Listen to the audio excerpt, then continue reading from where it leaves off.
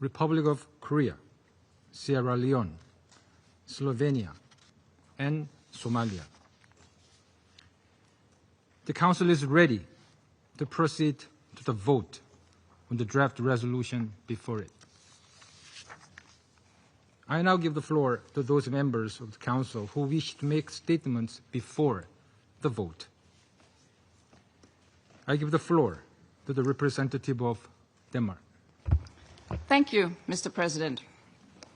I have the honor to deliver this statement on behalf of the 10 elected members of the Security Council, namely Algeria, Greece, Guyana, Pakistan, Panama, the Republic of Korea, Sierra Leone, Slovenia, Somalia, and my own country, Denmark. Mr. President, as elected members, we represent every region of the world. Importantly, we represent the will and the expectations of the members of the General Assembly by whom we were elected. In electing us, they entrusted us with the solemn responsibility to maintain international peace and security. It is in this spirit and with this grave responsibility in mind that we, collectively and resolutely, present today's resolution. Mr. President, famine has been confirmed in Gaza. Not projected, not declared, confirmed. Desperate mothers are forced to boil leaves to feed their children. Fathers search the rubble for sustenance. People are killed as they try to get food to survive. A generation risks being lost not only to war, but to hunger and despair. Meanwhile, Israel has expanded its military operation in Gaza City, further deepening the suffering of civilians as a result. It is this catastrophic situation, this humanitarian and human failure, that has compelled us to act today. Mr. President, today we will take action on an important resolution. It focuses on 3 urgent and immediate demands. Demands that many member states have made time and time again. No more and no less. First, an immediate, unconditional and permanent ceasefire in Gaza respected by all parties. Second, the immediate, dignified and unconditional release of all hostages held by Hamas and other groups.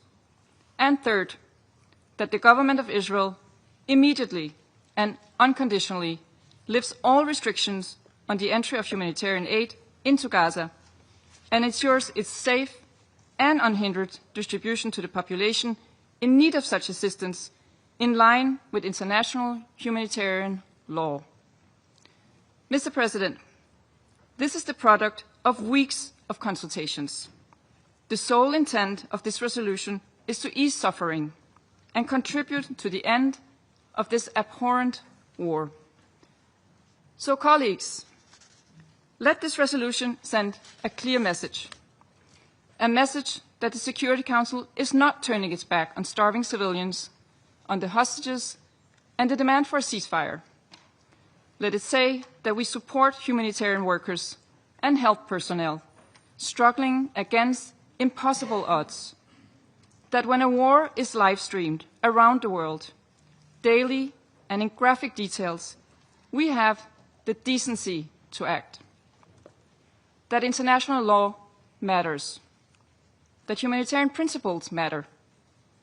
That the principles of humanity enshrined in the UN Charter guide us. Mr. President, we, the 10 elected members of the Security Council, call on all Council members to vote in favor of this resolution and to uphold this Council's responsibility for the maintenance of international peace and security. I thank you. I thank the representative of Denmark for the statement. I now give the floor to the representative of the United States. Thank you, Mr. President. Colleagues, U.S. opposition to this resolution will come as no surprise. It fails to condemn Hamas or recognize Israel's right to defend itself, and it wrongly legitimizes the false narratives benefiting Hamas which have sadly found currency in this Council. Council members ignored when the United States made clear that this resolution was unacceptable. The Council instead adopted for performative action designed to draw a veto that extends Hamas terrorists and those who fund them and support them and gives them a lifeline. Let's recall that Hamas started this brutal conflict on October 7th, 2023, when it perpetrated the worst massacre and kidnapping of Jews since the Holocaust. To the approval of its supporters who took to the streets on October 8th to praise what Hamas had done, Hamas promises to repeat October 7th. Despite everything, Hamas has no regrets. The lives of Gaza's civilians in harm's way are mere tools in the project to destroy Israel. Hamas continues to hold 48 hostages. Those who remain alive are captive in a living hell. It has done so for 713 days. We have seen the chilling videos and images of how Hamas has starved the hostages. In this Council, we have heard heart-rending testimony from freed hostages, how Hamas brutalized and sexually assaulted them during their captivity. Hamas is responsible for starting and continuing this war. Israel has accepted proposed terms that would end the war, but Hamas continues to reject them. This war could end today if Hamas freed the hostages and laid down its arms. This resolution has other serious defects beyond just failing to condemn Hamas. First, the United States has stressed since this conflict began that Israel has the right to defend itself. This resolution seeks an immediate, unconditional, and permanent ceasefire that would leave Hamas in a position to carry out future October 7th attacks, as it has threatened to do so many times. This resolution draws a dangerous false equivalence between Israel and Hamas. There can be no equating the two, full stop. The hostages in this resolution are a mere afterthought. The United States will never accept this. President Trump will never accept this. He has made clear all 48 hostages must be released now.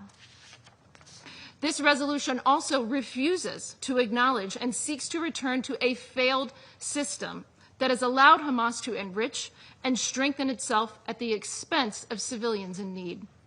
This resolution wrongly references the IPC report with its flawed methodology, changed standards, and clear bias. Gaza has humanitarian needs because of Hamas, and because the international community turned a blind eye to the true use of the billions in aid that it provided. Israel takes clear risks by working every single day with the United States and regional partners to deliver aid to civilians, as we witnessed today. As Ambassador Huckabee said, initial reports show a terrorist arrived at Albany Crossing, driving an aid truck intended for Gaza, and murdered 2 Israeli soldiers. This heinous act betrays the trust in humanitarian efforts. We offer our condolences to the bereaved IDF families. This resolution fails to recognize the reality on the ground that there has been a meaningful increase in the flow of humanitarian aid. However, the UN's own data shows that approximately 85% of UN aid sent to Gaza since May 19th has been intercepted. We must ensure that this aid reaches the civilians who need it rather than sustaining the Hamas terrorists. The Gaza Humanitarian Foundation, the GHF, supports that goal, delivering over 167 million meals to date to those in need rather than to Hamas. GHF works well, and it is untainted by the extreme failure of other organizations at the UN. The UN and the Council members should support the GHF and other mechanisms, including airdrops by Jordan, the UAE, and international partners facilitating deliveries of food and other supplies into Gaza. These mechanisms have delivered humanitarian assistance and other goods to those in need and denied Hamas the supply on which they have come to rely. So, the United States rejects this unacceptable resolution. It is beyond time that Hamas release every single hostage now and surrender immediately. The United States will continue to work with its partners to bring an end to this horrific conflict for the sake of the people of Gaza, who deserve a future free from Hamas. and the whole Middle East, which is ready to move into a new chapter of peace and prosperity. For these reasons, the United States of America will vote against the draft resolution and urges delegations to join us in voting against it. I thank the representative of the United States for the statement. I shall put the draft resolution to the vote now. Will those in favor of the draft resolution contained in document S/2025/583 please raise their hand.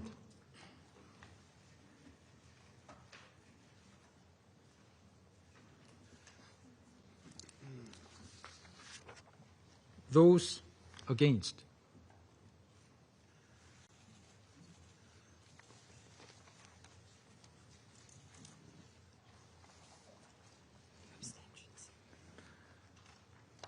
There's no abstentions. The result of the voting is as follows. 14 votes in favor, 1 vote against, 0 abstentions.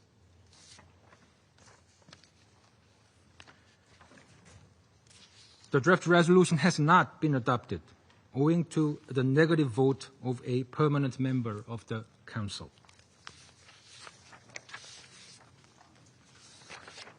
I now give the floor to those members of the Council who wish to make a statement after the vote. I give the floor to the representative of Algeria. Thank you, Mr. President.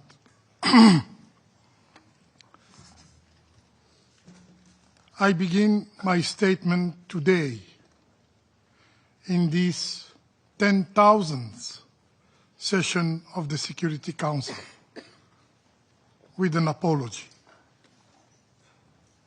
An apology to the people of Palestine, in particular in Gaza,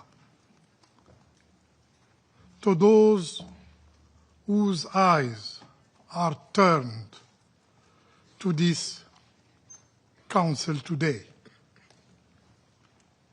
We Algerians, we hear you, Palestinian sisters, Palestinian brothers. Forgive us.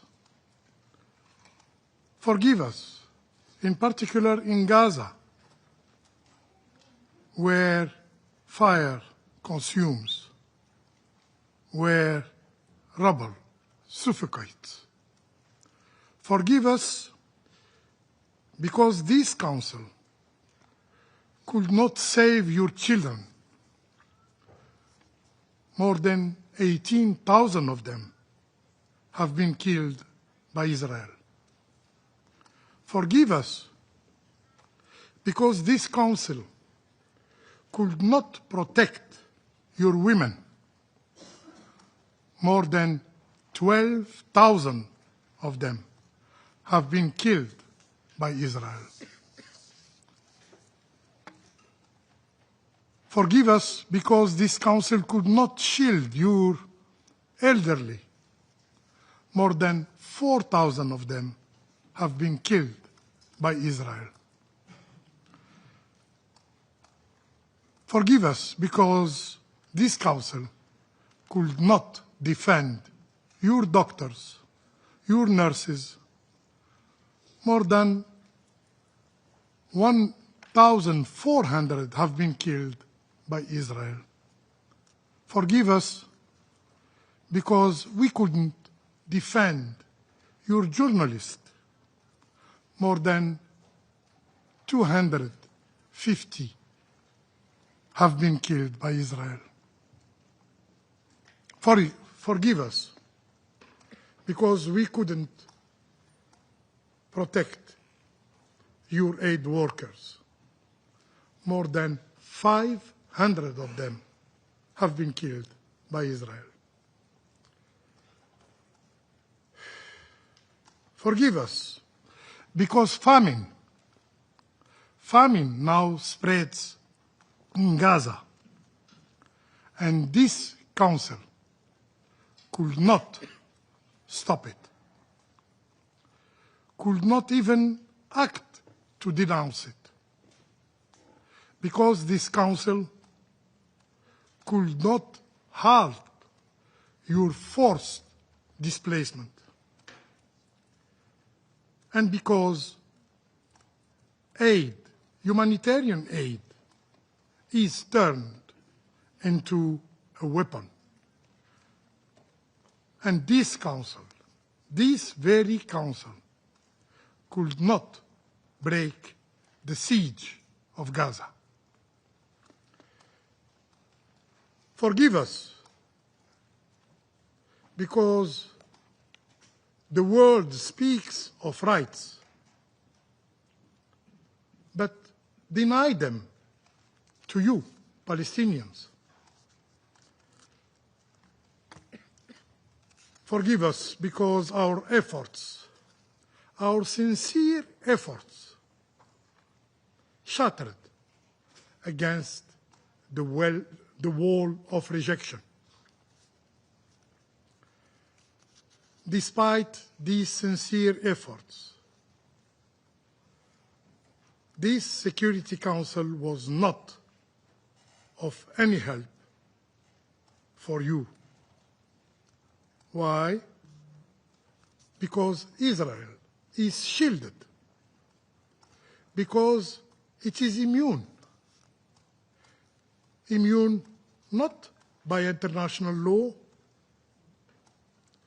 but by the bias of this international system.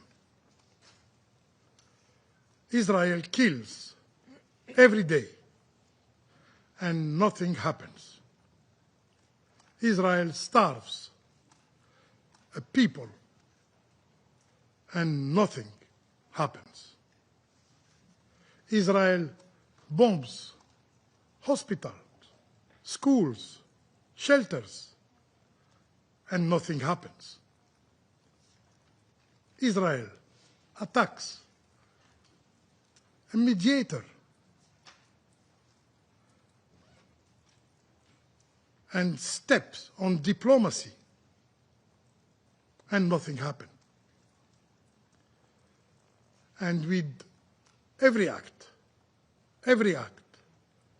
unpunished, humanity itself is diminished. Colleagues, history will not weigh our speeches. It will weigh our deeds.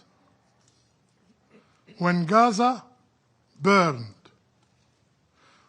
when children starved,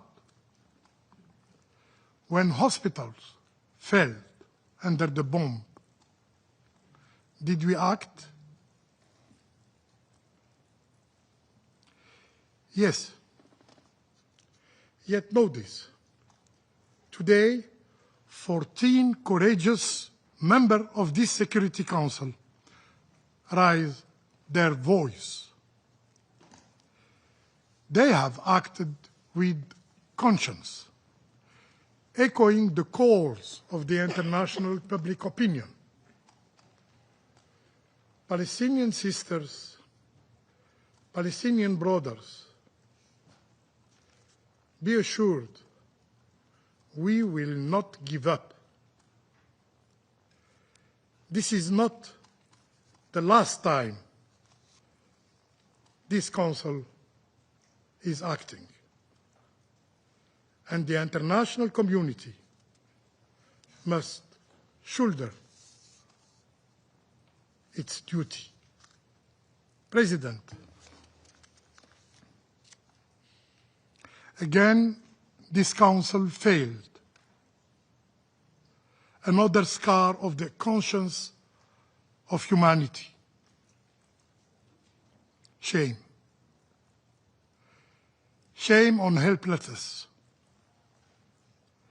Shame in the face of genocide. Genocide unfolding before open eyes. And to those who still deny read the report. Read the report of the Independent Commission of Inquiry. Its words are clear, and I quote, "The Commission concludes that the State of Israel bears responsibility for the failure to prevent genocide, the commission of genocide, and the failure to punish genocide against the Palestinians in the Gaza Strip." This Council has already failed twice in preventing genocide. Today, it appears we are on the verge of witnessing a third failure. And at this moment, there can be no ambiguity. Each of us must choose either to act to stop the genocide or to be counted among those who were complicit. Mr. President, Palestine has never been surrendered to empires or invaders. Those who sought to subdue it are remembered only in shame. Palestine is for the Palestinian, and Algeria, as President Abdelmajid Tebboune has vowed, will never abandon them. Not until the establishment of Palestinian state with Al-Quds Sharif as its capital. I thank you. I thank the representative of Algeria for the statement. I now give the floor to the representative of Somalia. Thank you, Mr. President. On this 10,000th meeting of the Security Council, we are reminded of the immense responsibility and the solemn promise carried by this body. 10,000 times the world has looked into this chamber for a leadership, for conscience, and for a hope. Today, as we confront the tragedy unfolding in Gaza, that responsibility weighs heavier than ever. We have voted in favor of this draft resolution today because the situation in Gaza is urgent and needs an immediate attention. As we speak, the IDF military operation is expanding rapidly. An unprecedented famine, humanitarian catastrophe, and unfolding before our own eyes by the hour, compounding the suffering of civilians, mainly women and children. The world looks to this Council for action. Yet today, we have failed to adopt a resolution safeguarding the basic rights of Gaza's people. This is not just a procedural lapse, but a profound moral failing. The draft E10 resolution is grounded in the very language and the spirit of United Nations Charter, reaffirming the principles we have all pledged to uphold. It called for what should be a foundational minimum, namely an immediate, unconditional, and permanent ceasefire in Gaza, the release of all hostages, the unembedded flow of humanitarian aid, and respect for the international law by all parties.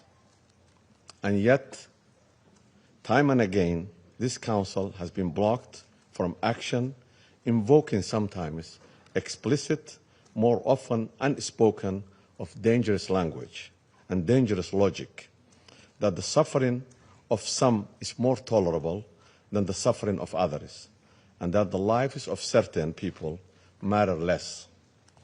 It's a notion that has stained our history before, and it's one we must reject utterly. The moment we begin to measure the worth of human life by nationality, ethnicity, or circumstances, we lose the very foundation upon which this institution was built. The world is not watching. Every delay, every evocation signals to those under siege that their pain is negotiable, their rights conditional, their lives expendable. We cannot allow the logic of lesser lives to take root here in this United Nations Security Council. If we do, we not only fail the people of Gaza, we fail ourselves and the ideals of the founding values of United Nations and the overwhelming consensus of the international community. I thank all members who voted in favor of the resolution. Your support is a beacon of hope and reaffirmation of our shared commitment to peace and human dignity. To my colleagues in the E10, our work is far from over. We remain steadfast in our mission to end Palestinian suffering and advance just and lasting peace in the Middle East. There is no doubt that the foundation of peace in the Middle East is to address the root causes of this ongoing crisis and the underlies in the occupation itself, now in its 5th decade.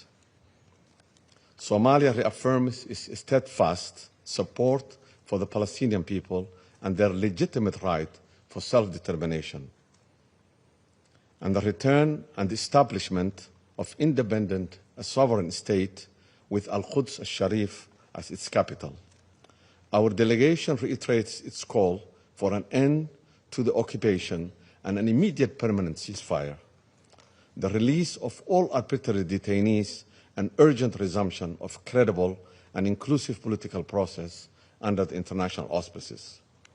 We recognize and support the ongoing ceasefire efforts led by Qatar, Egypt, and the United States, and look toward an upcoming two-state solution conference in the General Assembly next week with hope and determination.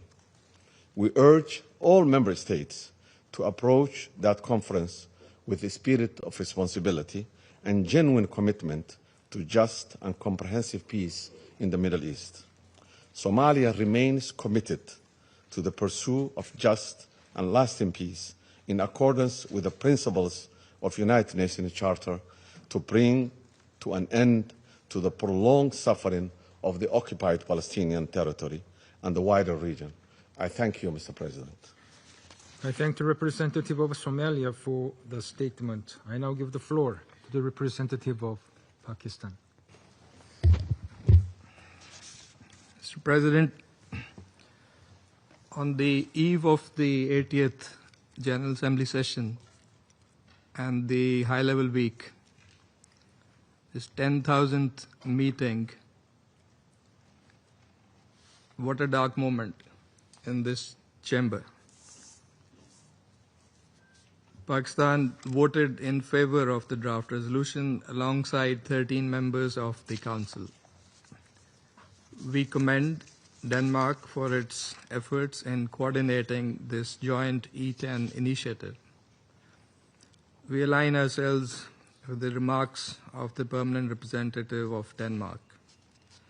President, Pakistan profoundly regrets that this Council was unable to adopt a draft resolution tabled by the 10 elected members, a resolution solely aimed at addressing the unfolding humanitarian crisis in Gaza. This was not a routine procedural matter. It was an opportunity to act in the face of unprecedented brutality and devastation and mass displacement in Gaza as the Israeli ground invasion intensifies. But let us be clear, It is not for lack of will or initiative. A clear majority of this Council has consistently demanded urgent action to stop the carnage in Gaza. And we have fulfilled our part of that responsibility. What prevented the Council from acting was the exercise of the veto.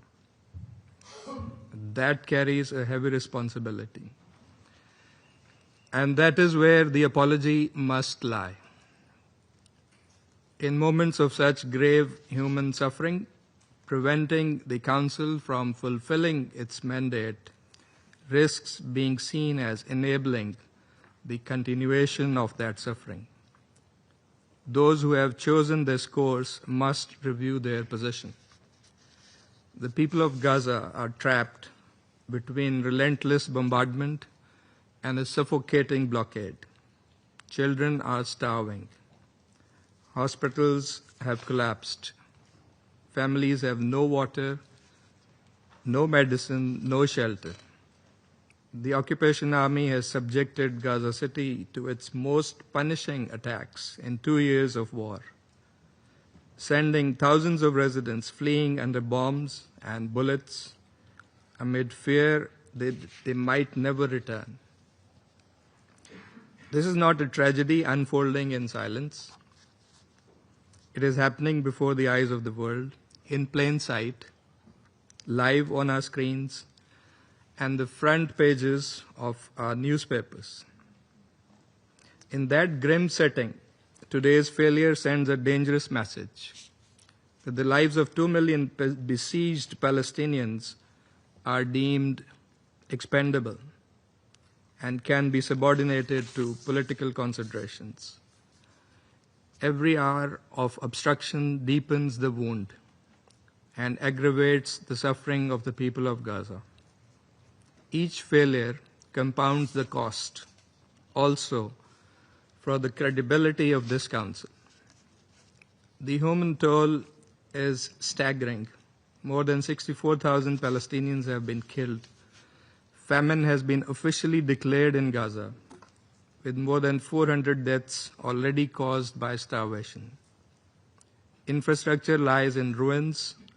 Hospitals, schools, water and energy systems have been deliberately targeted and devastated. Aid workers, journalists, no one has been spared, and generations have been wiped out. Families endure unimaginable suffering, and yes, the safety of hostages is being compromised. Their cries may also be drowning out by the roars of the bombs, together with the hundreds of thousands of Palestinians. And while preventing any moves by this Council, there have been assurances of action on ground, and those assurances have rung hollow, as the situation has only worsened, as we have seen.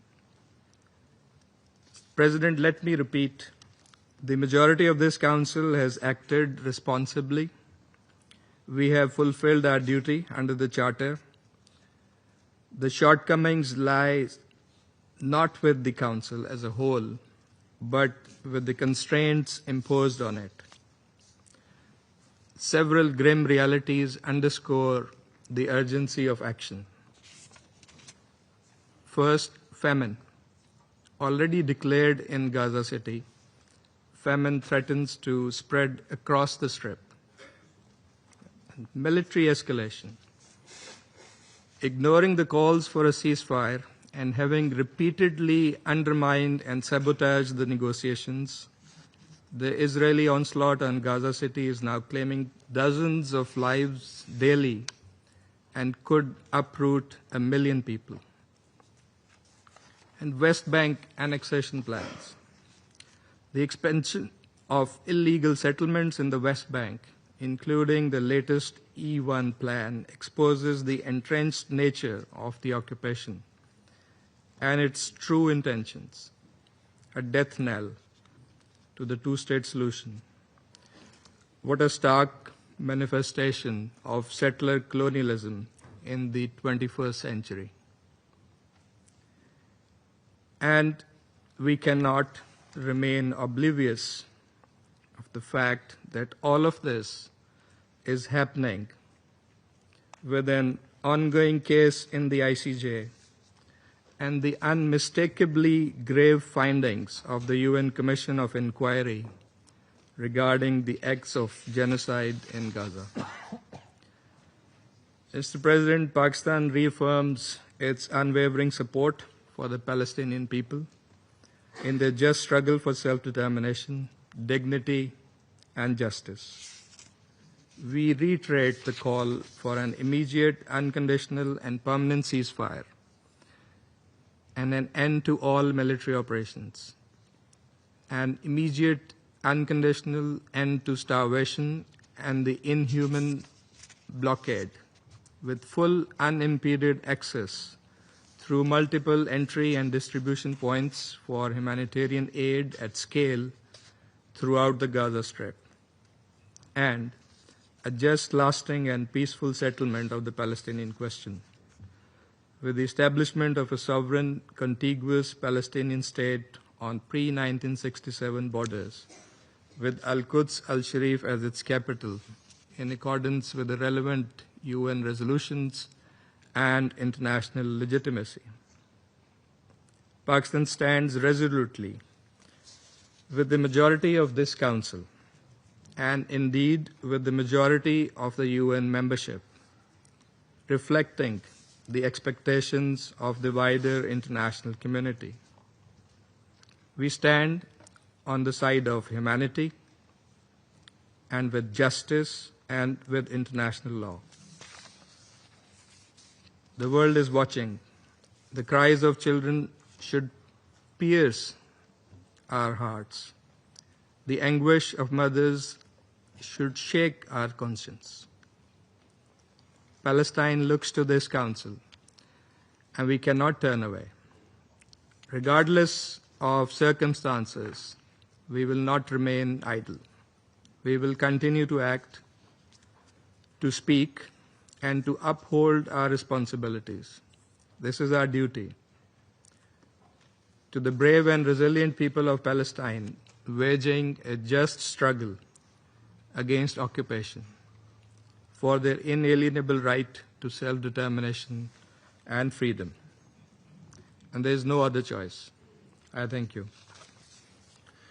I thank the representative of Pakistan for the statement. I now give the floor to the representative of France. Merci, Monsieur le Président. Monsieur le Président, la France remercie tout d'abord les 10 membres élus du Conseil de sécurité pour ce projet de résolution.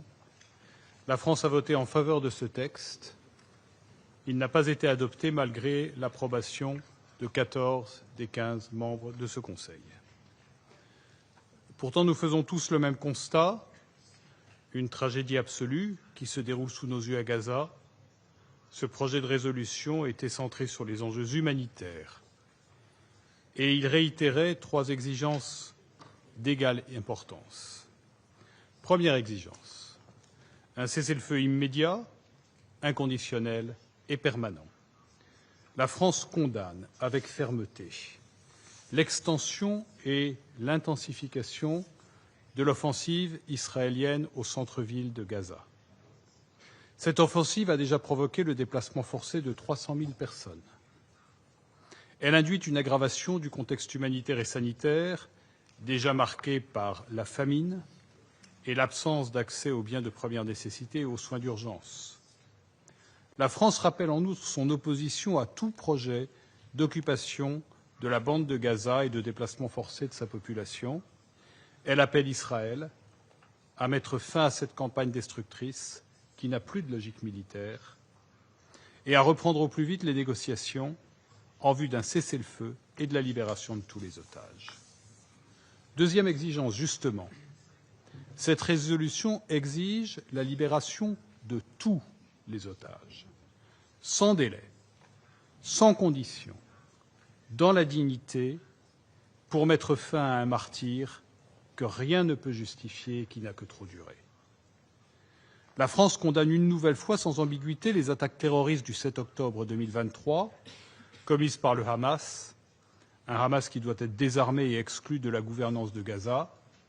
142 États l'ont affirmé, cette exigence avec force, en endossant la déclaration de New York le 12 septembre dernier. Troisième exigence, la nécessité que le gouvernement israélien respecte ses obligations juridiques internationales et lève immédiatement toutes les entraves à l'acheminement de l'aide humanitaire. Les secours d'urgence ne peuvent en aucun cas être instrumentalisés à des fins militaires ou politiques. La réduction d'une population à la famine est un crime. Nous réitérons notre plein soutien aux acteurs humanitaires de l'ONU qui continuent de faire leur travail au péril de leur vie, notre soutien aux agences des Nations unies et à leurs partenaires qui savent distribuer l'aide humanitaire avec neutralité, indépendance, professionnalisme, sécurité, en s'assurant que ce sont bien les femmes, les enfants les plus vulnérables qui recevront cette aide entre leurs mains. Monsieur le Président, le Conseil de sécurité devra aussi, sur la base des paramètres agréés, se consacrer à la mise en œuvre concrète de la solution des deux États. La France coprésidera avec l'Arabie saoudite la conférence pour la mise en œuvre de la solution à deux États le 22 septembre. Cette conférence, portée par la volonté de la grande majorité des États membres de l'ONU, crée une nouvelle dynamique politique et collective inédite qui ouvre la voie à un nouveau chemin de paix et de sécurité pour tous dans la région. Je vous remercie. I thank the representative of France for the statement. I now give the floor to the representative of the United Kingdom. Thank you, President. The UK voted in favour of this resolution today to demand urgent action to address the appalling humanitarian situation in Gaza, to bring the hostages home and end the conflict which has raged for almost 2 years. Since Hamas atrocities of October 7, hostages have been held in unimaginable conditions in Gaza. This Council has been consistent in its demand for the release of the hostages in each of its 4 resolutions, and today's text underlined this demand again. The images of emaciated hostages held in brutal conditions speaks to the brutality of Hamas. They need to allow the ICRC to see the hostages and care for their needs. We reiterate our condemnation of Hamas and its terrorist ideology. Hamas must have no role in the future of Gaza. Last week, the UN General Assembly delivered a resounding message in support of this, with 142 countries voting to condemn Hamas attacks and to demand they disarm and end their rule in Gaza. President, we need a ceasefire more than ever. And yet Israel's reckless expansion of its military operation takes us further away from a deal which could bring the hostages home and end the suffering in Gaza. We are witnessing an entirely man-made famine in Gaza, and images of starving Palestinians killed while desperately seeking scraps of food for their families. And this week, Israel struck Gaza City Children's Hospital. Newborn babies in incubators and children on dialysis should not be under bombardment. We urge Israel's government to end the bloodshed, which has already cost the lives of 65,000 Palestinians, and to immediately lift its restrictions on the entry of aid and allow the UN and humanitarian agencies to save lives. President, the UK thanks the E10 for drafting and consulting on today's resolution. We regret the Council was unable to reach consensus on today's resolution, but we remain committed to the vision of this text. We will continue to do all we can to end this conflict, bring the hostages home, and work with our partners on a pathway to peace, to achieve a secure Israel alongside an independent Palestinian state. I thank you. I thank the representative of the United Kingdom for the statement. I now give the floor to the representative of Russian Federation. Господин председатель, выражаем признательность непостоянным членам Совета за проявленную инициативу и настойчивость в продвижении проекта резолюции Совета Безопасности с фокусом на гуманитарной ситуации в секторе Газа. Российская Федерация поддержала данный документ, который содержит ключевые элементы для скорейшего регулирования. Немедленное и безусловное прекращение огня, освобождение всех удерживаемых ХАМАС заложников, снятие жесткой гуманитарной блокады Газа и обеспечение безопасного и беспрепятственного доступа к нуждающимся. К этому мы последовательно призывали с самого начала обострения палестино-израильского конфликта 7 октября 2023 года, и, как показали результаты сегодняшнего голосования, это та основа разрешения кризиса вокруг Газа, под которой сегодня готова подписаться подавляющая часть международного сообщества. К сожалению, сегодня в ходе 10-тысячного заседания СБ мы стали свидетелями очередного 7-го по счету вето США, вновь заблокировавших принятие решения, которое помогло бы остановить кровопролитие. В этих цифрах есть трагический символизм. Пока в Вашингтоне не изменится призма восприятия кризиса в Газе, пока многосторонняя дипломатия в ООН будет восприниматься там как преграда, а не как критически важный инструмент, никаких прорывов по БВУ не произойдет. СБ ООН так и будет оставаться свидетелем катастрофы, парализованной не какими-то своими структурными проблемами, а по воле, точнее из-за ее отсутствия, одной единственной делегации.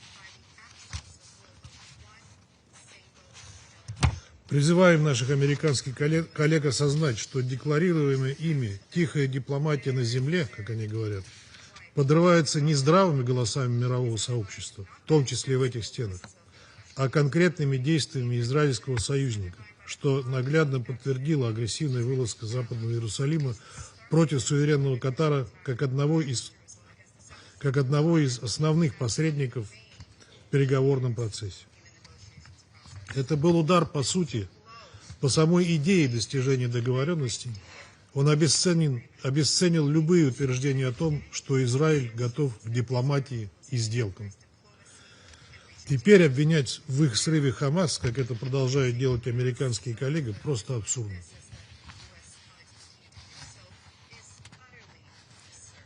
На фоне этих вопиющих действий Израиля против Катара и запуска им операции по полному захвату города Газы, чреватой дальнейшими жертвами среди мирных палестинцев, бездействие со стороны СБ особенно резко контрастирует с требованием обеспечить справедливость, которая звучит на улицах многих мировых столиц, включая Нью-Йорк, где простые горожане выходят на протесты против продолжения конфликта в секторе.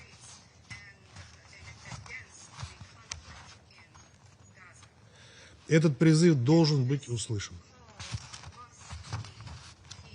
Важное значение на этом фоне имеет возобновление на следующей неделе в Нью-Йорке международной конференции высокого уровня по ближневосточному регулированию. Мы рассчитываем, что ее итоги будут носить практический и конструктивный характер и позволят вдохнуть новую жизнь в формулу двух государств для двух народов, альтернативы которой не было и нет. Призываем Соединенные Штаты и Израиль подключиться к этому процессу, а не поворачиваться, как ранее, спиной к международному сообществу и мешать его усилиям найти решение для крайне болезненного регионального кризиса. В этом же ряду возмутительные попытки США использовать визовой рычаг для продавливания собственных политических интересов. Призываем Вашингтон пересмотреть свое решение об отказе в выдаче виз членам палестинской делегации на неделе высокого уровня Генассамблеи. Уважаемые коллеги, даже если сегодняшняя попытка провалилась, это не значит, что мы должны опустить руки. Мы готовы действовать и будем доносить свою последовательную позицию на этот счет столько, сколько потребуется. Надеемся, что остальные здравомыслящие члены Совета Безопасности настроены так же. Ведь без справедливого и долгосрочного решения палестинской проблемы и обеспечения законных прав палестинцев невозможно достичь прочного урегулирования палестино-израильского конфликта, подлинного мира и стабильности на Ближнем Востоке. Рассчитываем, что таковых здравомыслящих в конечном итоге будет 15, а не 15 минус 1. Благодарю вас. I thank the representative of Russian Federation for the statement. I now give the floor to the representative of Panama. Gracias, señor presidente.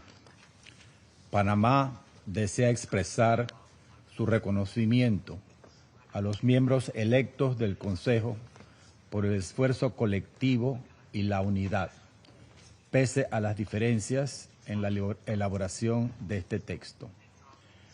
Reconocemos la labor de Dinamarca al coordinar este complejo proceso de negociación entre los miembros del Consejo. Agradecemos igualmente a todas las delegaciones que respaldaron este proyecto de resolución que clama un llamado urgente a la humanidad, a los principios de la Carta y a la defensa de la dignidad humana. Panamá respaldó el proyecto, cuyo propósito no era provocar un veto, porque contenía lo esencial y lo impostergable: detener la matanza de civiles mediante un alto al fuego inmediato y sostenido en Gaza, que además facilitaría el flujo efectivo de la asistencia humanitaria; garantizar la liberación inmediata, digna e incondicional de todos los rehenes; levantar las restricciones de acceso a la vital ayuda humanitaria a Gaza, que con o sin intención convierten el hambre en un método de opresión y control; y restablecer los servicios básicos que mantendrían con vida a una población al borde del colapso.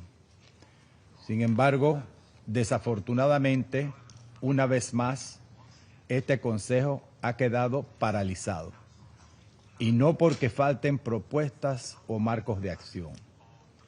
En junio de 2024, este órgano adoptó la resolución 2735, que delineó con claridad un plan en 3 fases: un cese inmediato de hostilidades, liberación progresiva de rehenes, retiro de fuerzas y un programa de reconstrucción para Gaza. En enero de 2025, Israel y Hamás acordaron un alto al fuego que siguió en gran medida lo estipulado en esa resolución 2735. Ello demuestra que las resoluciones e iniciativas de este Consejo no socavan los esfuerzos adicionales de mediación, sino que sirven de referencia y guía para alcanzarlos. La experiencia de la tregua temporal, aunque frágil, demostró de manera contundente que era posible detener el sufrimiento humano, permitir la entrega de asistencia de manera efectiva en Gaza y avanzar en la liberación de rehenes. Su ruptura en marzo fue la consecuencia de la falta de confianza y voluntad política para sostener la paz. Desde entonces, ningún esfuerzo de negociación ha logrado restaurarlo. Hoy, 6 meses después de la ruptura del alto al fuego, el 18 de marzo, han muerto aproximadamente 13.800 palestinos más en Gaza. Además, desde el último veto en este Consejo sobre la situación en Gaza, el pasado 4 de junio, han pasado 106 días. En ese lapso, alrededor de 6.800 personas han perdido la vida en Gaza, es decir, en promedio 64 personas cada día, 3 cada hora. La clasificación integrada de la seguridad alimentaria en fases, IPC, ha declarado la hambruna en Gaza.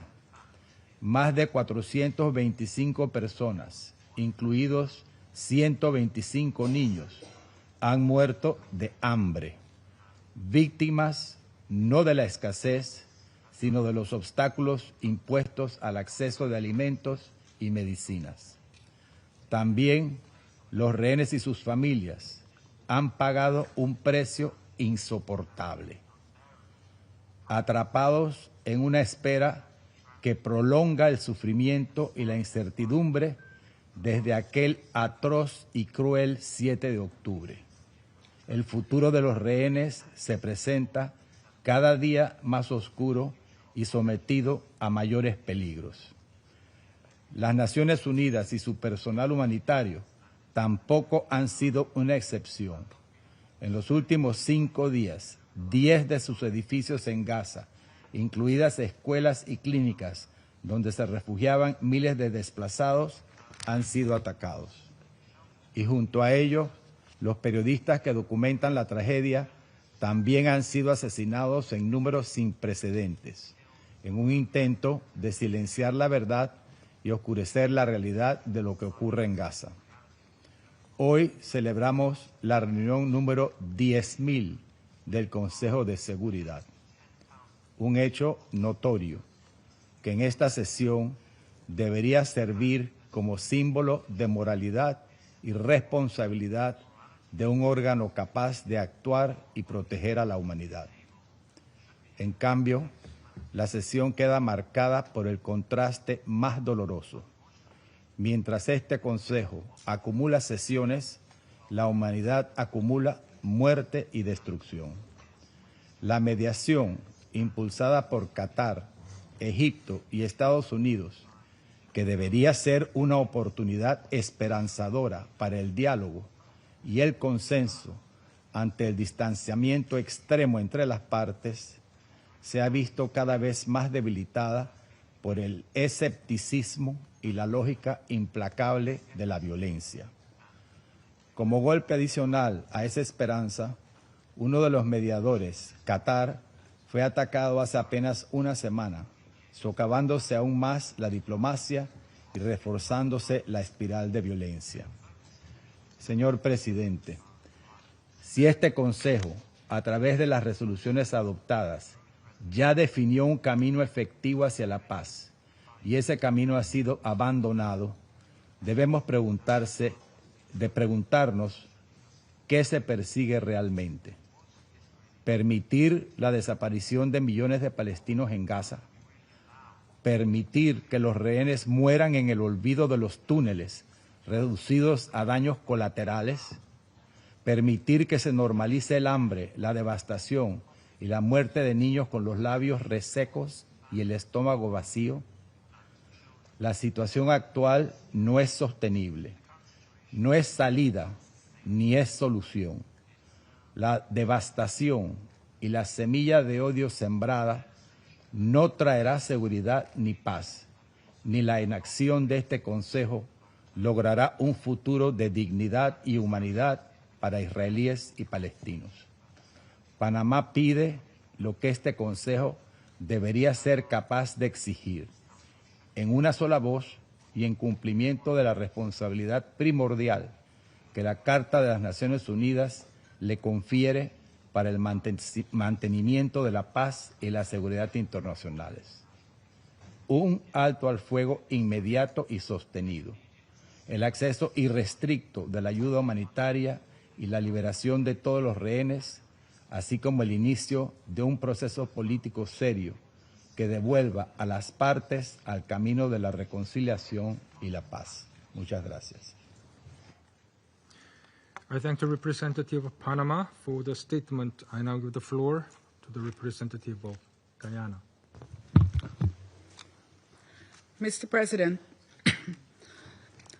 on December 9, 1947, at its 222nd meeting, the United Nations Security Council held its first meeting on Palestine. Today, so many years later, at this 10,000th meeting of the Council, 14 member states of the Council decided to definitively respond to the confirmation of famine in Gaza and to reiterate our demand for a ceasefire and for the release of all hostages held in Gaza. Guyana therefore deeply regrets the use of the veto today, which scuttled these efforts.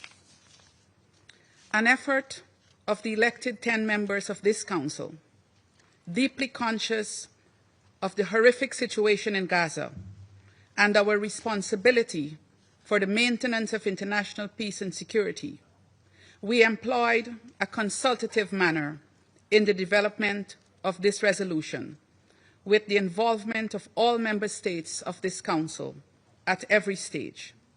It is on this note I extend my deepest appreciation to Ambassador Christina Larsen and the delegation of Denmark for their tireless efforts in piloting us through the drafting process towards the tabling of the draft resolution today.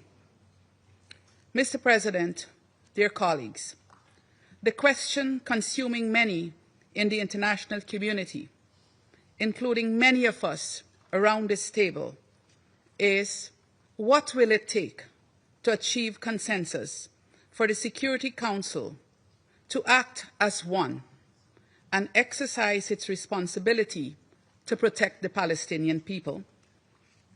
In the nearly 2 years of Israel's active military operations in Gaza, the breadth of the atrocities unleashed on the Palestinian people defies every tenet of decency, morality, and humanity.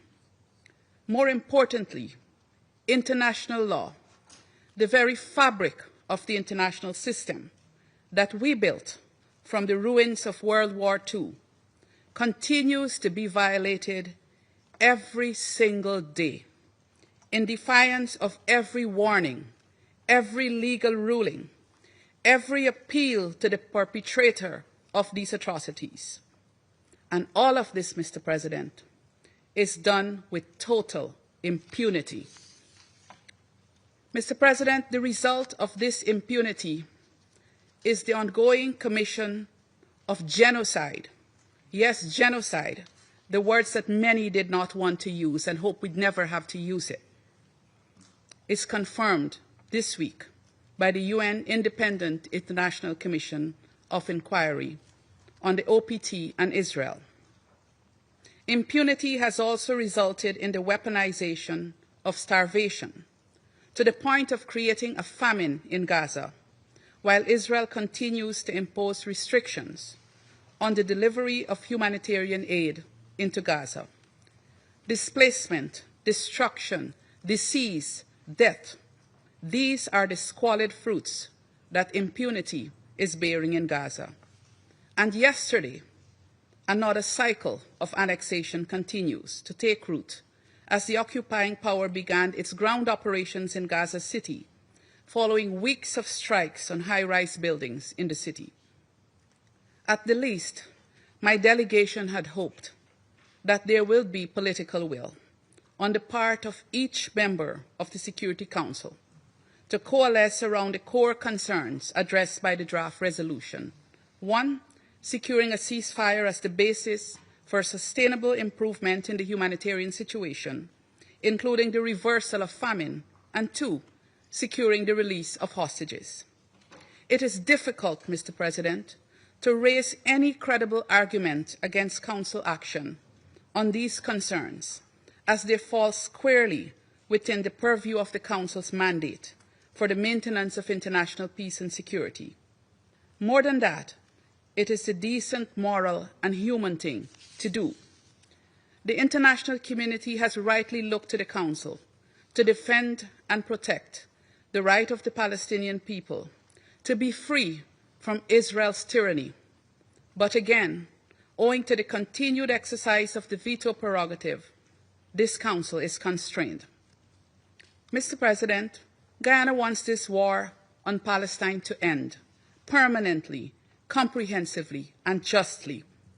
And we will continue to partner to this end with those who have a role in making this goal a reality. The Security Council is pivotal to this end, and Guyana urges that we keep sounding the alarm bells on Palestine and advocating for the Palestinian people until they are free. The Council has the tools to bring about decisive changes in the situation in Gaza and to prevent further escalations in the region, and we should utilize them. Sadly, once again, we could not do so today despite the political will of 14 of the 15 member states. I thank you. I thank the representative of Guyana for the statement. I now give the floor to the representative of Sierra Leone. Thank you, Mr. President. Sierra Leone thanks Denmark for coordinating the process that culminated in the 10 elected members of the Security Council tabling a draft resolution. Regrettably, it was not adopted owing to the non-concurring vote of a permanent member. The initiative of the E10 arose from the grave urgency to address the devastating humanitarian situation in the Gaza Strip, compounded by the continued captivity of the hostages held by Hamas for over 700 days. Sierra Leone voted in favor of the draft resolution out of our conviction that as Council members, we bear a charter responsibility to rescue civilians from the scourge of war, marked by immense suffering, hunger, insecurity, and continuous loss of life. The draft resolution was clear. It demanded an immediate, unconditional, and permanent ceasefire respected by all parties, the immediate and dignified release of all hostages held in violation of international humanitarian law, and full and unimpeded humanitarian access at scale so that food, water, medicine, and fuel reach those in desperate need. Had the resolution been adopted in this historic 10,000 meeting of the Council, it would have fulfilled the Council's most urgent duty to halt the unconscionable suffering of civilians, especially children, who have borne the brunt of this war. We recall with sorrow the August briefing by Ms. Inga Ashen, CEO of Save the Children International, whose testimony of famine and malnutrition, each on the frail bodies of children, must stir our collective conscience. In Gaza today, children face hunger and disease instead of classrooms and playgrounds. Sierra Leone is gravely concerned by the continuation of the conflict, and it deepens with despair. The immediate ceasefire that would have demanded, that have been demanded, could have supported the resumed two-state solution conference, co-chaired by France and Saudi Arabia. Only a just and lasting political solution can end this cycle of violence and deliver security for both Palestinians and Israelis. Mr. President, we regret that the non-adoption of this largely humanitarian resolution leaves unaddressed the urgent demand for Israel to lift all restrictions on humanitarian aid into Gaza, following confirmation of famine in Gaza governorate and its spread to other areas in recent weeks. The draft resolution also demanded an immediate ceasefire and the unconditional release of all hostages, imperatives particularly in light of the findings of the Human Rights Council Commission of Inquiry, which concluded that acts committed in Gaza by Israeli forces constitute crimes against humanity, war crimes, and underlying acts of genocide. Under the Genocide Convention, no state may turn away. The duty to prevent genocide is binding on all, and failure to act would make this Council complicit in one of the gravest crimes known to humanity. 14 members of the Council acted. This Council and the international community cannot avert their gaze when children are starved, schools destroyed, and civilians massacred. Again today, 14 of its members acted, and not for the first time. Constrained by the veto, we must continue to act to end the genocide in Gaza. Human dignity demands it. International law requires it. The International Court of Justice has clarified that under the Genocide Convention, states not only have a duty to punish genocide after it occurs, but an active duty to prevent it when there is a serious risk. The alarm was raised. This obligation requires due diligence once a state knows or should know that genocide is at risk. It must use all reasonably available means, diplomatic, political, economic or otherwise lawful, to stop it. The court in the Bosnia versus Serbia found that failure to act, despite influence over those who carried out the Srebrenica genocide, breached their obligation. This duty is owed erga omnes to the international community as a whole. The court has further underlined that complicity in genocide is prohibited. A state cannot lawfully provide aid, cover, or assistance to the perpetrators if it knows genocide is being or about to be committed. In its provisional measures in South Africa versus Israel, the ICJ reaffirmed these principles, ordering Israel to refrain from acts that could constitute genocide, to prevent and punish incitement, and to allow humanitarian relief into Gaza to avoid conditions that could destroy a protected group, the Palestinian people. These rulings remind us that there can be no neutrality or silence in the face of genocide. Mr. President, to close, let us be clear. Unlike Pontius Pilate, states cannot wash their hands of their responsibility. The blood of innocent children cries out for justice. The Council, although constrained by the veto, and the international community must not remain indifferent. I thank you. I thank the representative of Sierra Leone for the statement. I now give the floor to the representative of Slovenia. Thank you, Mr. President. We regret the use of the veto, which prevented the Security Council to take action today. This resolution was short and simple, despite the multi-layered catastrophe unfolding in Gaza. Last month, the IPC confirmed that famine has taken parts of Gaza and is threatening to spread across the Strip. In the last few weeks, Israel has started its deadly offensive in Gaza City. This week, the Commission of Inquiry presented its report. Almost 2 years into this conflict, we are still shocked by new milestones and heartbroken by lives lost. Some tragedies which we can no longer even bear witness to when Gaza is cut off from the world. Mr. President, we have said before that our delegation does not believe it is our job to be briefers on the facts on the ground. Neither is our job to be judges and provide legal clarity. For that, we have existing mechanisms which enjoy Slovenia's full support.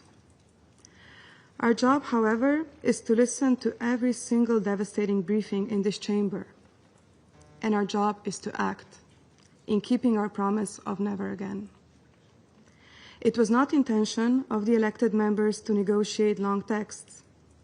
That does not mean we did not negotiate in good faith.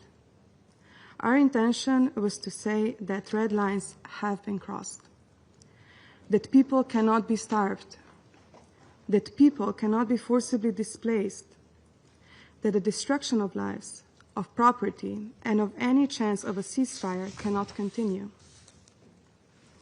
that civilians cannot be held as a bargaining chip, that people need peace, that hostages need to be released, that both Israelis and Palestinians deserve the resumption of a political process for a vision of two states to become reality. Mr. President, despite the inaction witnessed today and over the past 23 months, it is our firm belief that efforts by members of this Council will not be in vain. They are a measuring stick for an accountability process that will take place. And today, even when our hands are tied, we demonstrated that we stand against the immense suffering experienced by so many in Gaza. Our efforts today show that the vast majority of this Council and the international community believe that real diplomacy must remain one of dialogue and respect for international law, in Gaza and in wars elsewhere. It is a diplomacy of active choice for peace in the face of new historical responsibilities, a diplomacy of action against the unending and needless deaths of children, mothers, and so many others in Gaza, and a diplomacy of hope. The durable peace is within reach, in spite of the devastating reality before us. Let me conclude by thanking Denmark for their condemnation of the group of elected members on this initiative, and in particular fellow E10 members for their unity, moral clarity, and determination. As members entrusted by the General Assembly with this responsibility, we stood united for an end to this catastrophe. And by extension, we hope we have clearly showed that the world stands united against the suffering of the people of Gaza. Thank you. I thank the representative of Slovenia for the statement. I now give the floor to the representative of China. 主席，中方对今天的表决结果感到非常失望。加沙冲突延宕已近2年，造成前所未有的人道灾难。安理会一次次试图做出努力，却一次次被美国强行阻拦。我们不禁要问：到底还要有多少无辜生命逝去，加沙才能实现停火？2023年10月，美国第一次否决加沙问题决议时，冲突导致近3000人丧生。今天，美国再次滥用否决权，加沙死亡人数已飙升至6.5万多人。武力打不出和平，暴力换不来安全，延长战事只会造成更多的死亡和仇恨。以色列必须立即停止在加沙的军事行动，停止任何加剧局势紧张的危险举动。我们希望美国同国际社会相向而行，秉持公正、负责任的立场，切实为实现停火做出积极努力。到底还要发生多少惨剧，人道物资才能畅通无阻？在极端封锁下，加沙已经出现饥荒，疾病迅速传播。美国、以色列推行军事化物资分配机制，阻碍联合国等人道机构开展援助，未能改善人道局势，反而造成大量寻找物资的平民死亡。人道物资武器化不可接受，违反国际人道法不可接受。以色列必须履行占领方的国际人道法义务，解除人道物资准入限制，支持联合国以符合人道主义原则的方式开展援助。到底还要等到什么时候，安理会才能履行职责？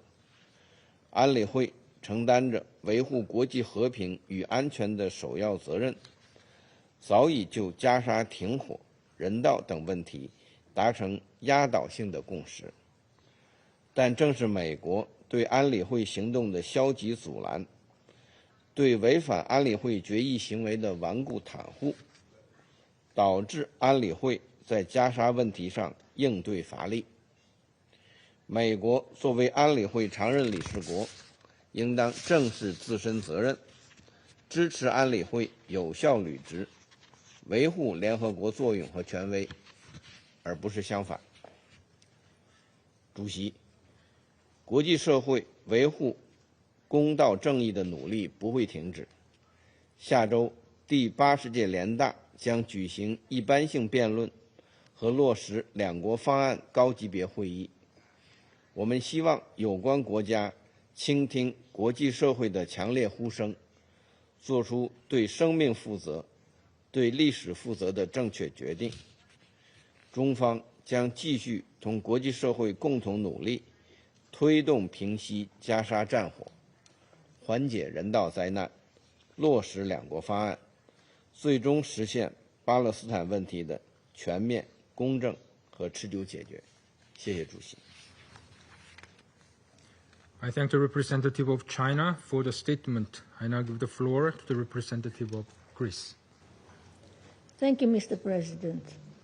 Thank you for your swiftly scheduling today's vote on a draft resolution presented by the elected members, which comes at a most critical juncture, driven by the most dire humanitarian situation of the Palestinian population in the Gaza Strip.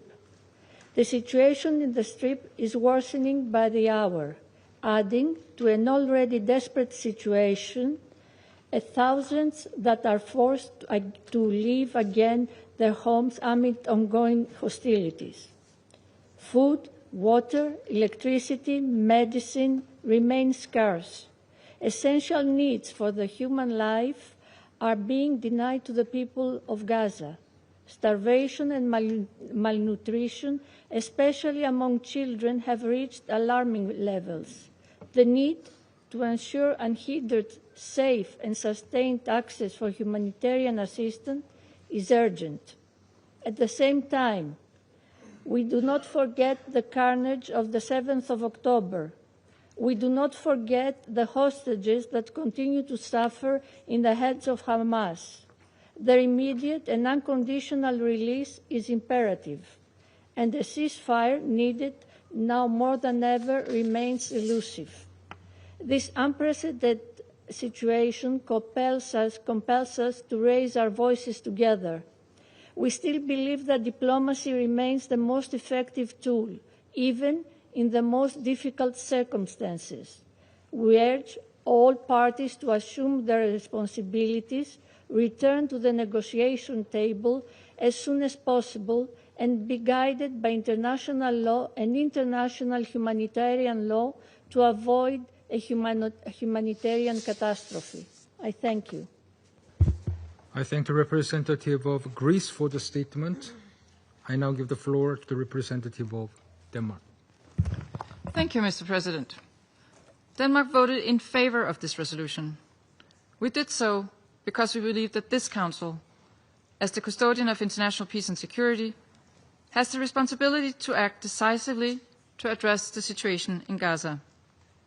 We deeply regret that it was not possible today. By voting yes, Denmark voted in favor of responding to the catastrophic humanitarian situation, which has only deteriorated further with the confirmation of famine in Gaza and the expansion of the Israeli military operation in Gaza City. Our yes vote is a message to the starving men, women, and children. You are not forgotten. It's a vote in favor of upholding international law, demanding that the government of Israel immediately and unconditionally lifts all restrictions on the entry of humanitarian aid into Gaza. Trucks with life-saving aid are just waiting to be allowed to enter. Israel must ensure the safe, sustained, and unhindered distribution to the civilian population. Our vote is also a demand for the immediate, unconditional, and dignified release of all the hostages that have been cruelly held by Hamas and other terrorist groups. It's a message to them and their families. Your freedom and your well-being remain key to us.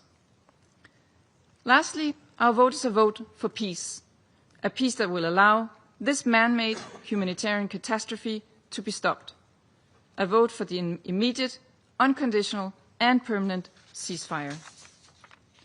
Mr. President, Denmark has consistently condemned the terrorist attacks by Hamas and other terrorist groups on October 7th. What happened was inexcusable, and we reiterate our firm condemnation of Hamas' despicable acts. We have also consistently underlined that the fight against terrorism cannot come at the expense of the rules that safeguard humanity. In closing, Mr. President, even though this resolution was not adopted today at this 10,000th meeting of the Council, 14 members of this Council have sent a clear message. We want to see an immediate and lasting ceasefire, the immediate and unconditional release of all hostages, and the urgent lifting of all restrictions on humanitarian aid. We'll continue to work for this for however many Council meetings it may take. I thank you. I thank the representative of Denmark for the statement. I shall now make a statement in my capacity as the representative of the Republic of Korea. Almost 2 years have now passed since the horrendous terrorist attacks by Hamas against Israeli citizens, which has sparked Israel's massive military operations in Gaza, killing far too many Palestinians, including scores of women and children. Yet, we now confront another appalling development in Gaza. New, deadly IDF ground operations, forcing hundreds of thousands of exhausted and starved Palestinian civilians out of Gaza City. We strongly oppose these vast land and air attacks. It is deeply troubling that the endless humanitarian suffering of Palestinian civilians in Gaza still persists, while 48 Israeli hostages are still brutally held by Hamas. With the ongoing restrictions on the entry and delivery of humanitarian aid in Gaza, along with a total breakdown of law and order, innocent civilians are being starved. The IPC report last month indicating that famine was already happening in Gaza City was yet another wake-up call for this Council. Against this backdrop, the Republic of Korea has participated as one of the elected members of the Council on a new endeavor to pursue an outcome of the Security Council, demanding a ceasefire and the release of hostages, as well as an urgent increase of life-saving assistance based on the proven UN humanitarian system. We believe that the draft resolution tabled today contained important elements to forge meaningful improvement on the ground at this critical moment. Thus, it is deeply, deeply regrettable that the latest efforts by the E10 could not garner the support necessary for its adoption today. Despite this failure, we believe that today's result shows once again the collective voice of the vast majority of the international community. Thus, an immediate ceasefire must be put in place. All hostages must be released, and most urgently, a genuine surge of dignified humanitarian aid at scale, based on long-standing humanitarian principles, must be ensured. All efforts to expand humanitarian aid should be supported. But we clearly witnessed during the ceasefire earlier this year what was the most efficient way to have palpable outcome on the ground. Indeed, the vital work by the UN and its partners must be guaranteed. Aid seekers should be protected, and the fighting must come to a complete halt. On this occasion, we reiterate our firm support for the humanitarian organs of the UN, including OCHA and UNRWA. Civilians in Gaza, as well as hostages and their families, have suffered too much and far too long. The Republic of Korea urges the finalization of a deal to secure an immediate ceasefire and release of all hostages, leading to a permanent end to this war. We do not believe that today's unsuccessful effort is meaningless. Instead, we hope these efforts can help illuminate a path toward a durable peace and stability for all in the region. I resume my function as President of the Council. The representative of the United States has asked for the floor to make a further statement. You have the floor. Because there were several references to a report that was released earlier this week by the so-called Commission of Inquiry, the United States wanted to clarify the record. To be clear, we consider this a slanderous report that lacks any credibility. This report presents lies and distortions to the benefit of Hamas. The commissioners who wrote this report have a record of bias that are in violation of the United Nations' own rules of impartiality. This is a clear example of the Human Rights Council's moral bankruptcy and why the United States ended its participation in this body. It is long overdue that the Commission of Inquiry be eliminated and that its anti-Semitic witch hunt be put to an end. I thank the representative of the United States for the statement. I now give the floor to the permanent observer of the Observer State of Palestine. Mr. President, I congratulate the Republic of Korea for its assumption of the Security Council presidency, assured of your wise leadership of these deliberations and the work of this Council. From the outset, I wish to express our thanks to Algeria, to Denmark, Guyana, Pakistan, Panama, Republic of Korea, Sierra Leone, Slovenia, and Somalia, the 10 of you, the E10, and Greece, sorry.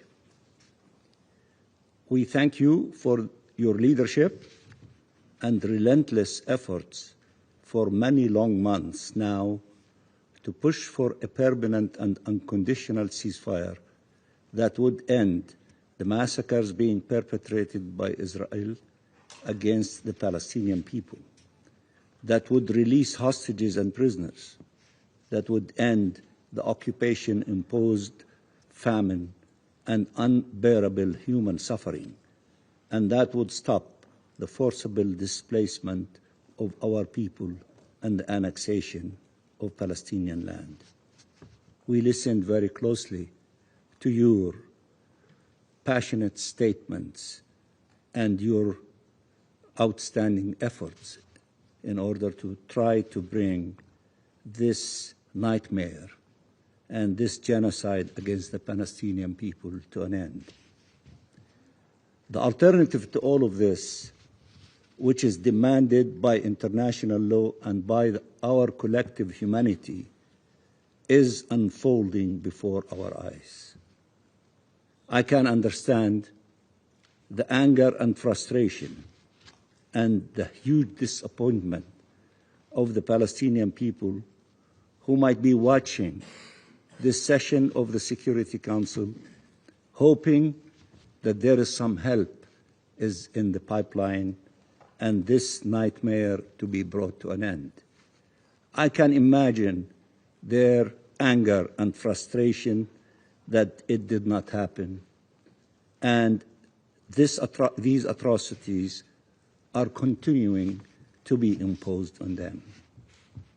And if any one of you, and I'm sure you do, if you see these images of the total destruction of the city of Gaza, with a flood of tens of thousands of humans navigating through that destruction, you will have no heart if you do not be moved by this amount of pain and anguish that the Palestinian people are going through it.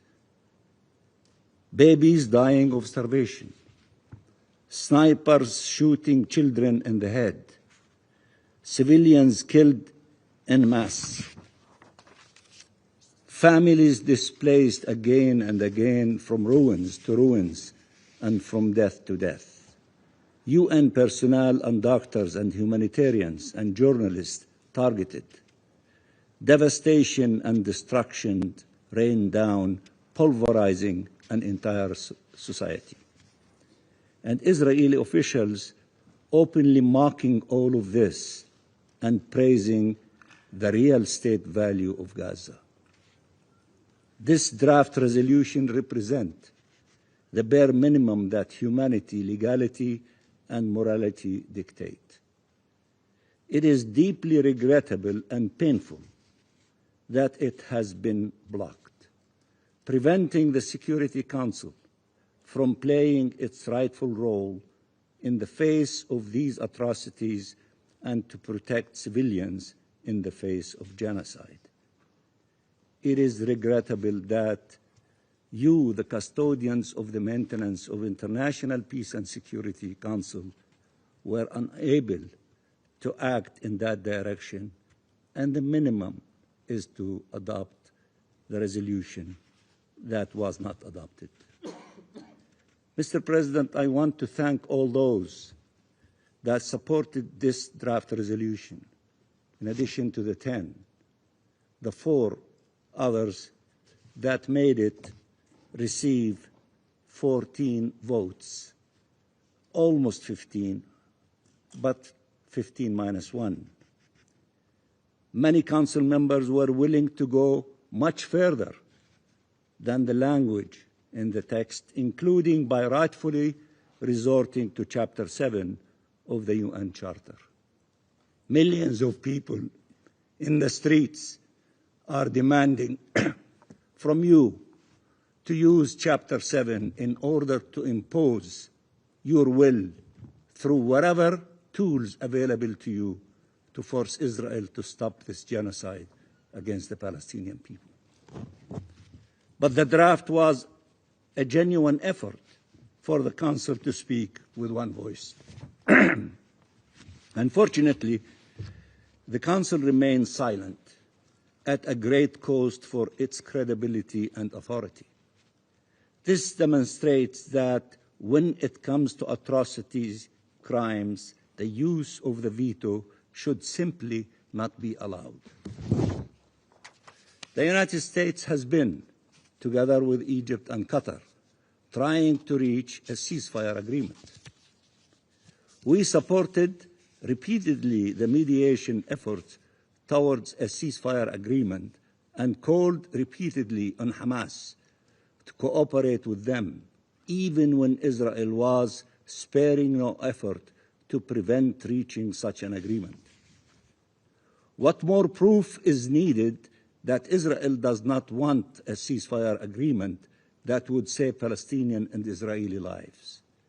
After the Israeli strike on the territory of Qatar, a key mediator, to target those that the mediator was convening to reach such a ceasefire agreement and to end this nightmare. We condemn on the strongest terms this attack against the sisterly country of Qatar. Whether in Gaza or in the West Bank, including East Jerusalem or in the region, Israel has chosen time and time again the path of violence. in response to the global demands for a ceasefire and the global demands for an end to its illegal occupation, it chooses instead to escalate its violence, committing crime upon crime with no end in sight, with full impunity. And children, women, and men, entire families, are paying with their lives for this appalling impunity and inhumanity. Just 2 days ago, the Human Rights Council's Independent Commission of Inquiry joined the many concluding on the basis of the undeniable evidence that this is a genocide, reaffirming the obligation in all states, without exception, to act now to prevent and punish this crime that shames the world, that shames all of us. Mr. President, violence is an impasse. Ceasefire saves lives, Palestinians and Israelis, and hostages and prisoners. There is no justification for killing and harming civilians, whether Palestinians or Israelis. Calling for such violence to end can suffer no conditions, no delays, no excuses. One should not see only partially the suffering of a group of people and completely ignore to acknowledge the mountains of suffering of the Palestinian people. It is the right thing to do. It is the only thing to do. There is no right for Israel to massacre Palestinians. There is no right for Israel to commit genocide. There is no right for Israel to commit ethnic cleansing. There is no right for Israel to starve a people. There is no right for Israel to displace and dispossess a nation. Israel's impunity is fueling its folly.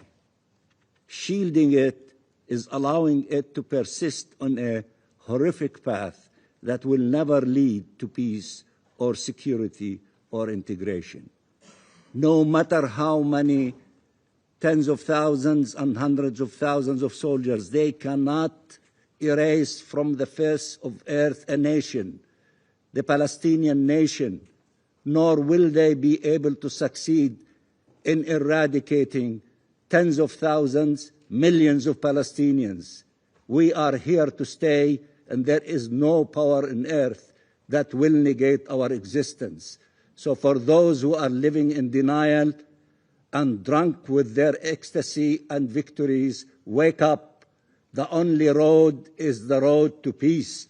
The only road is the road of the two-state solution, to live next to each other and peace and security. We are committed to that. The whole world is committed to that. There is only one party, led with a group of fanatic leaders who are refusing to accept that, and they are trying, in a futile exercise, to eradicate the existence of the Palestinian people and their national rights, including their right to self-determination, statehood, and the right of the refugees.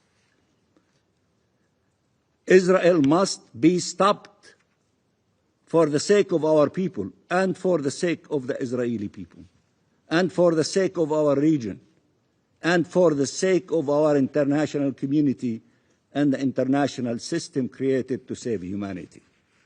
A ceasefire must take place. Hostages and prisoners must be released.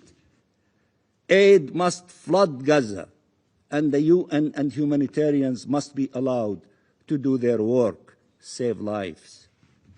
2 million people must be saved from this hell.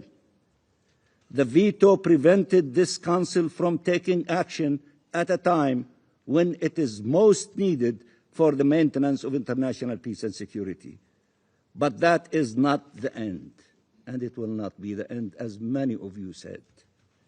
All states must take their responsibility and take decisive measures that will deter Israel, the occupying power, from pursuing its criminal schemes against our people.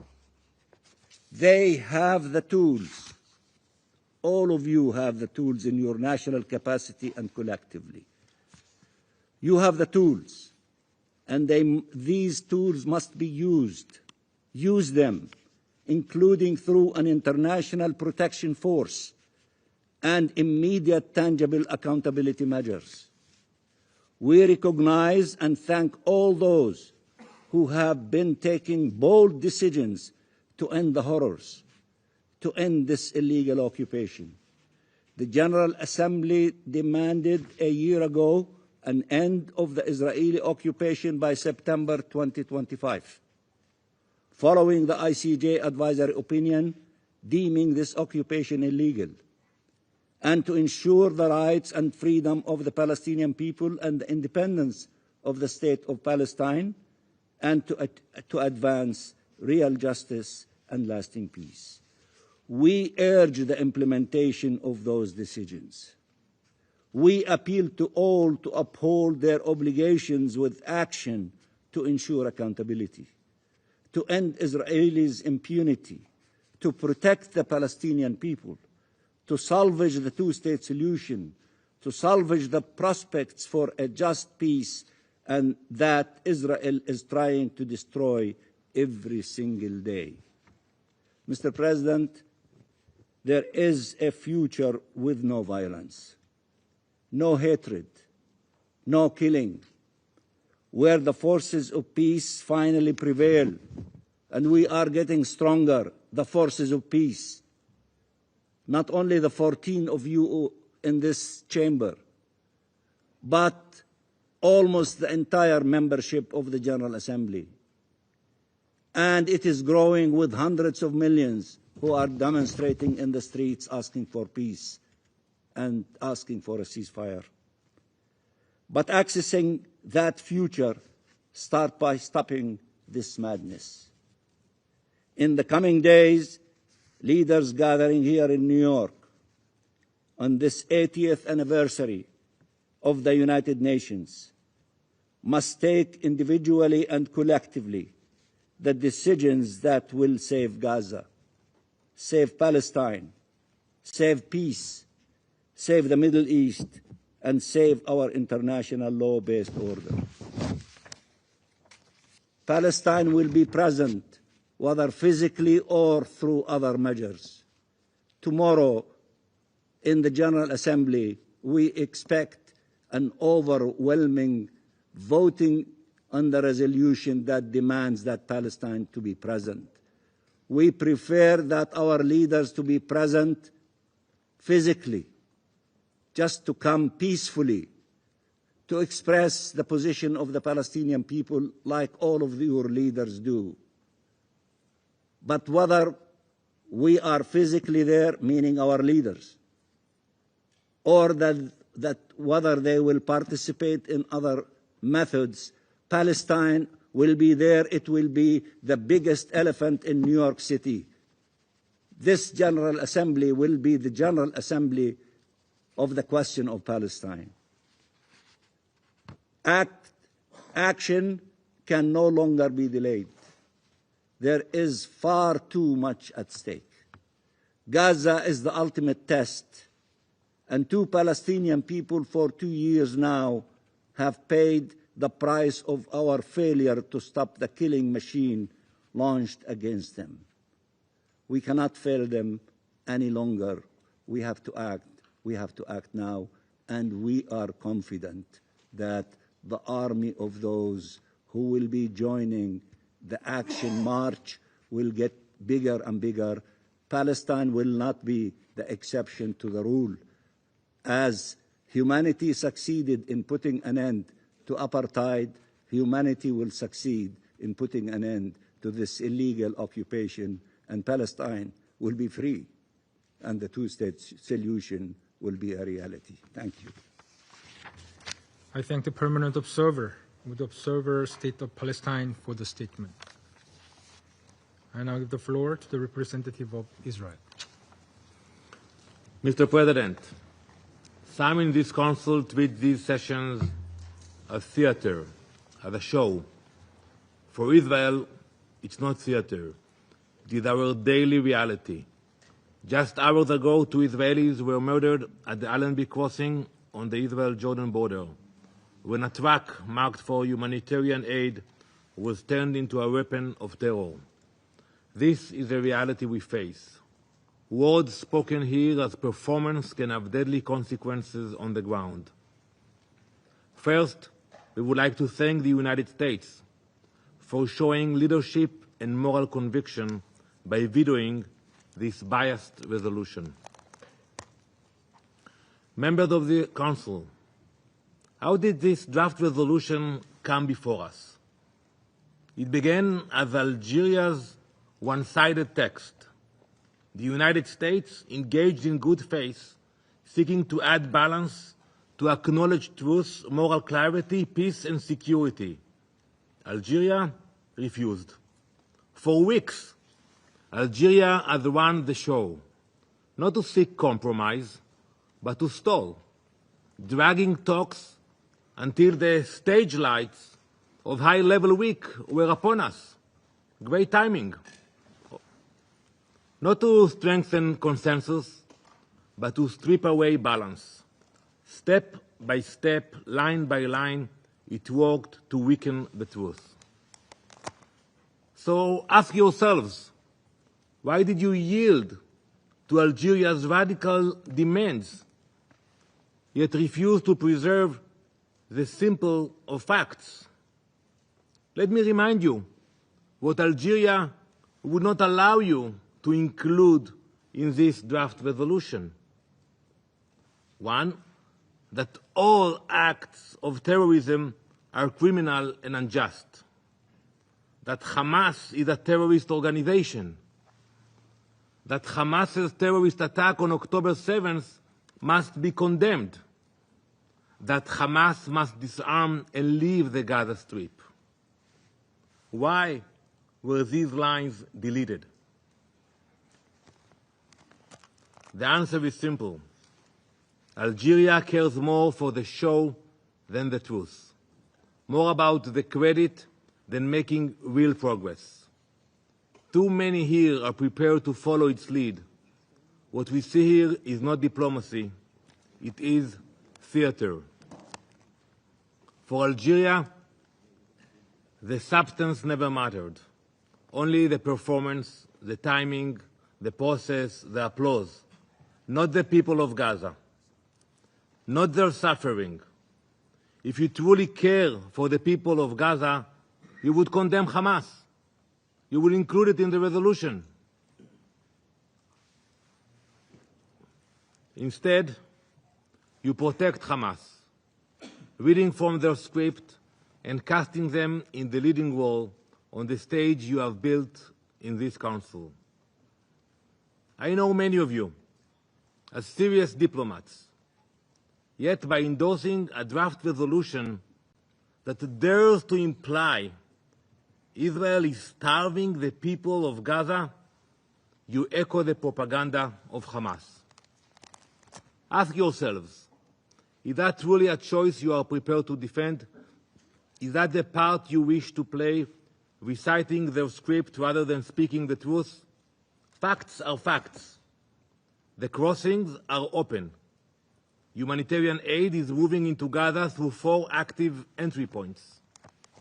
Yesterday alone, on Wednesday, September 17th, 226 aid trucks entered Gaza, and 550 Gazans were evacuated for life-saving medical treatment. Since May, more than 13,000 trucks of food, medicine, and essentials have come by land, sea, and air. Starvation is not, and has never been, Israel's policy. Our policy is to fight terror, to fight Hamas, the ones actually starving hostages. A refusal to face facts is not neutrality. It is a choice that strengthens Hamas and prolongs the suffering of both Israelis and Palestinians. What we see again is a carefully staged performance crafted for headlines, not for peace. Even in its one-sided resolution last Friday, the General Assembly called for Hamas to, and I quote, end its rule in Gaza.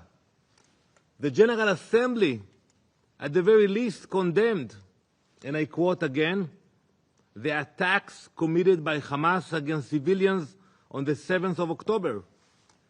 Yet, this draft resolution before the Security Council could not even do that. Usually the opposite, you know. Make no mistake, Hamas waits in the wings, the only beneficiary of this stage drama. This draft text delivers them the standing ovation they so crave as reward for their barbarism and murder. In this chamber, Algeria has acted as Hamas's puppet. While Algeria plays theater, our hostages remain underground, starved, tortured, humiliated. Where this resolution was stripped of truth and courage, Hamas stole aid and prepared new attacks. While Ambassador Amar Benjam chases applause, Israelis and Palestinians pay the price. The result is a draft text before us, a resolution that fails to label Hamas as a terrorist organization, fails to condemn the October 7th massacre, fails to demand Hamas disarm and end its rule in Gaza. This is not the product of diplomacy. It is the product of obstruction. It is not the work of mediators. It is the work of a ringleader for radicals and terrorists. Too often, in the past 2 years, the world's moral compass has spun off course. Instead of unified outrage at innocent people dragged into tunnels, we hear hesitation and excuses, or worse, silence. Israel has even been asked to justify what needs no justification, bringing our hostages home and confronting Hamas to prove that there is no immunity for terrorists. Israel did not want this war. Israel did not ask for it. When Hamas invaded Israel, attacked our towns, killed our people, and took hostages underground, war was forced upon us. This Council has a choice. You can continue with the absence of moral clarity, or you can act with purpose. You can steer this organization back to its true north, toward truth, justice, and peace. Political maneuvering and empty gestures lead only to irrelevance. Hypocrisy and one-sidedness will never deliver peace. Members, this is a crucial moment. This year, we mark 80 years since the UN was created, an institution born after evil was defeated in a long and costly war. The triumph of light over darkness made its creation possible. But before the axis of evil was overcome, some chose to face tyranny with appeasement, while others stood firmly. While Prime Minister Chamberlain told his people to go home and sleep quietly as tyranny marched forward, Churchill's path was different, the path of courage and moral clarity. Churchill confronted tyranny and overcame it, and so will we. For as Churchill warned, tyranny is our foe, in whatever trappings or disguise it wears, in whatever language it speaks, from within or without. We must be vigilant, resolute, and united. Israel will not be told to go home and sleep while terror stands at our door. We will not rest until every hostage is home and until Hamas is defeated. Thank you, Mr. President. I thank the representative of Israel for the statement. The representative of Algeria has asked for the floor to make a further statement. I give them the floor.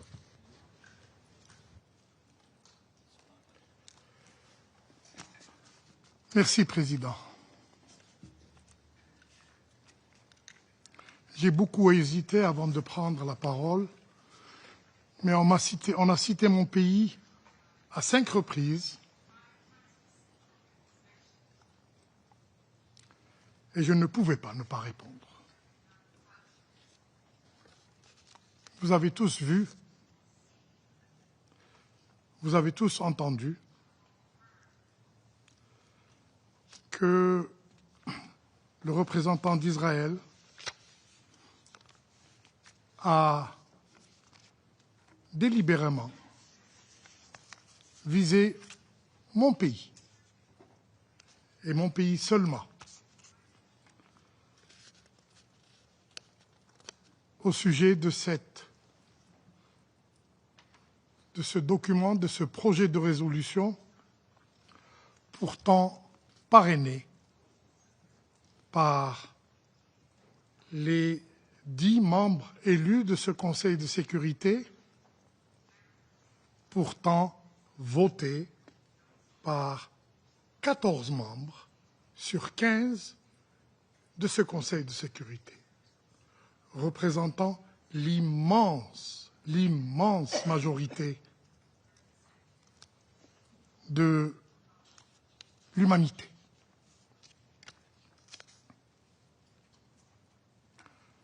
Pour ceux qui connaissent l'Algérie,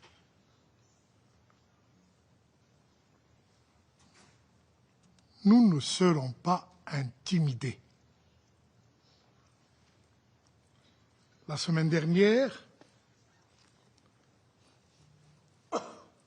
une autre tentative d'intimidation a visé notre collègue du Pakistan. Sans succès. Je voudrais être très clair que, en travaillant avec nos collègues, membres élus au sein de ce Conseil, nous n'avons voulu, et notre seul objectif a été de soulager la souffrance du peuple palestinien à Gaza. Une souffrance indicible. Des bombardements de civils. L'imposition de restrictions pour l'aide humanitaire. La famine. Et enfin, le génocide. Et notre sentiment à tous est un sentiment de révolte contre ce qui se fait actuellement à Gaza, y compris aujourd'hui.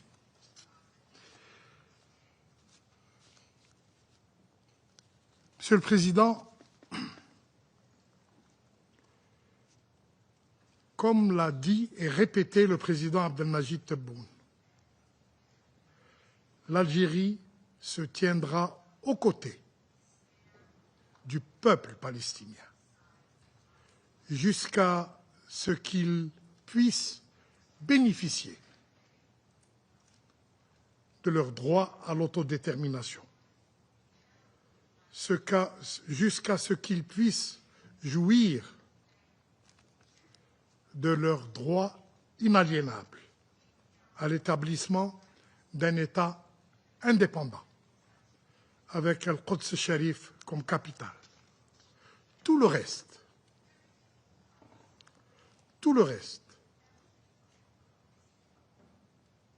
n'est que tentative de brouiller les pistes et d'échapper aux condamnations unanimes de la communauté internationale. Je vous remercie. I thank the representative of Algeria for the statement. The representative of Denmark has asked for the floor to make a further statement. I take the floor to respond to the comments made by the representative of Israel. This resolution was drafted by the E10, coordinated by Denmark as the E10 coordinator. With all due respect, we do not recognize the process that was described here. One specific elected member was mentioned, but all 10 of us stand behind this text, which met 14 votes in favor and 1 veto. I thank you. I thank the representative of Denmark for the statement. The representative of Israel has asked for the floor to make a further statement. I give them the floor. Thank you, Mr. President. To my distinguished colleague from Algeria, you mentioned that I mentioned Algeria 5 times. You're probably right. But when I listened to your speech, you haven't mentioned the hostages even once. The 48 hostages were in captivity.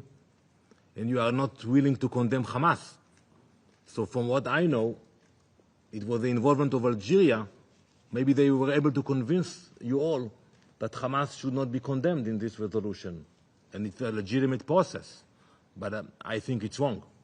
I think it's shameful that you can blame Israel for everything you believe it's true, but a simple condemnation of Hamas you cannot include in a draft resolution. I think it's shameful, and I think it speaks for itself that the resolution is not condemning Hamas, and there will be a future for Gaza only when Hamas will be out of the equation. And if the General Assembly was able to adapt such a language, I think the Security Council should do the same. I thank the representative of Israel for the statement. The representative of Algeria has asked for the floor to make a further statement. You have the floor, sir. Merci, Président. Je serai bref. L'Algérie a parrainé le projet de résolution qui était devant nous et qui, de manière très claire, appelle à la libération inconditionnelle des otages. Puis-je rappeler que mon pays, aujourd'hui, a voté en faveur de cette résolution. Mais puis-je rappeler aussi aux représentants d'Israël qu'il y a 2 jours, que plutôt vendredi dernier, son pays a voté contre une résolution à l'Assemblée générale qui contenait de manière très explicite la condamnation de la prise d'otages par Hamas. Je répète,